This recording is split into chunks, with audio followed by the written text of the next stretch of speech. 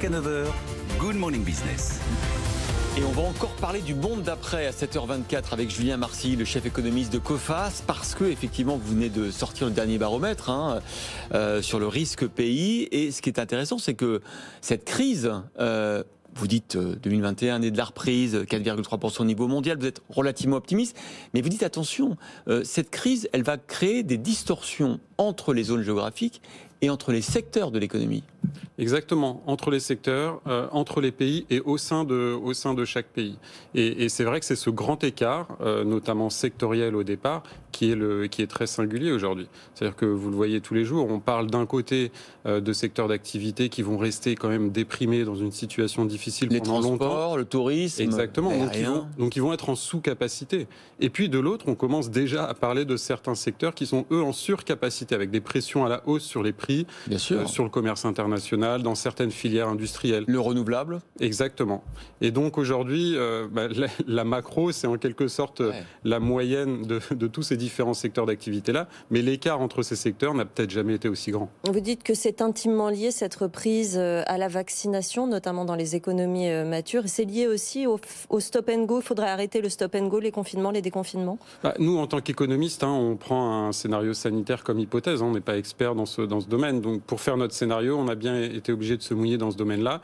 Et l'idée, c'était de dire, on part du principe que dans les principales économies matures, quelque part au moment de l'été, finalement, on va pouvoir quand même réouvrir et arrêter ces stop and go. Évidemment, la validité de ce scénario va dépendre de la vitesse de vaccination et d'éventuelles bonnes ou mauvaises surprises en ce qui concerne les variants, par exemple. Mais encore une fois, en tant qu'économiste, on est tributaire de ce scénario sanitaire.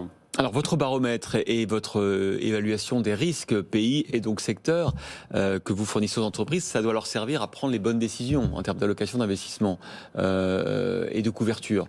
Est-ce que vous sentez une réallocation justement des actifs, des stratégies en fonction de ces nouveaux risques et ces nouveaux équilibres des risques au niveau mondial ?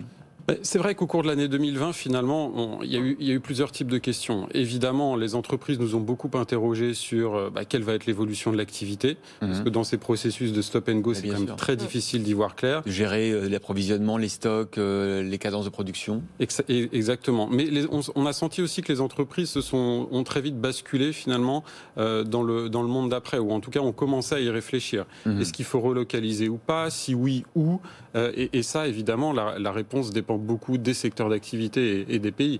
Nous, notre réponse, elle est sur cette question que, évidemment, la question des relocalisations se pose, mais il est illusoire de penser qu'on va pouvoir relocaliser un grand nombre d'industries en France, parce que pour beaucoup d'entre elles, il y a la question du coût du travail, et puis il y a surtout, on l'oublie, celle des compétences. C'est-à-dire que pour des filières qu'on a perdues il y a longtemps, c'est illusoire de pouvoir recréer ces compétences à court terme. En revanche, pour certaines filières bien particulières dans lesquelles on a perdu un peu de notre superbe il n'y a pas très longtemps, par exemple dans l'agroalimentaire ou dans le secteur pharmaceutique, ce serait peut-être assez facile finalement de relocaliser ces activités-là dans ces filières bien précises-là. Ce qui est intéressant, Julien Marcy, dans l'étude de la Coface, c'est que comme de Coface, pardon, on dit plus là, c'est que comme pour le FMI, vous mettez en avant le risque de dislocation sociale, le risque de tension sociale dans les différents pays liés justement aux effets de la crise.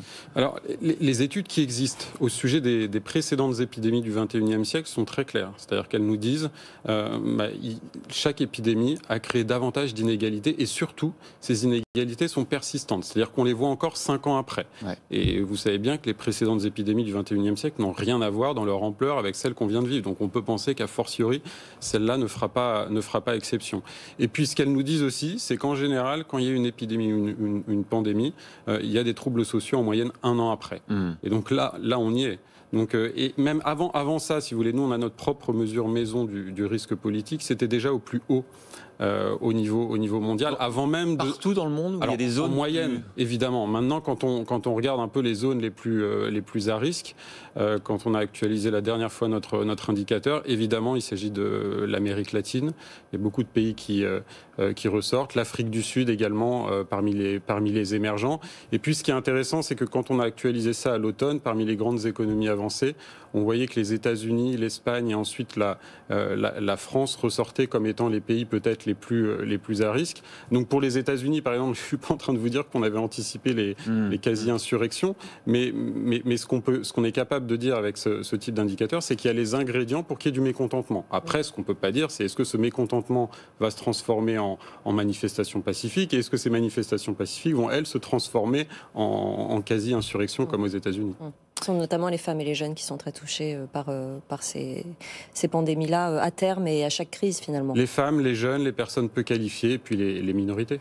Exactement. Merci, passionnant et évidemment lourd de conséquences sur les prochains mois. Merci Julien Marcy, chef économiste de Coface, d'avoir été avec nous ce matin.